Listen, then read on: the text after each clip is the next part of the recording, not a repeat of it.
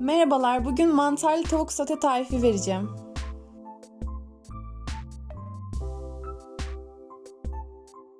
Yarım su bardağı sıvı yağ, 2 parça doğranmış tavuk göğsünü tencereye alıyorum.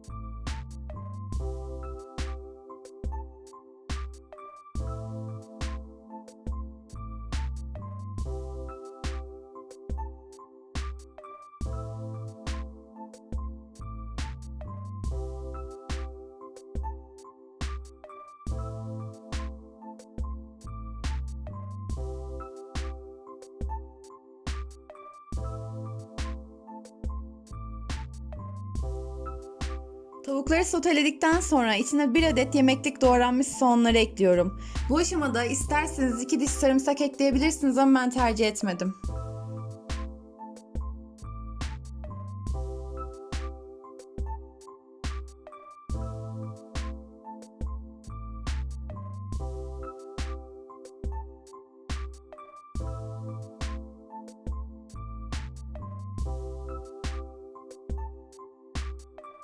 Soğan kavrulduktan sonra kırmızı biber ve yeşilbiber ekleyip 1-2 tur çevirip 1 yemek kaşığı salça ekliyorum.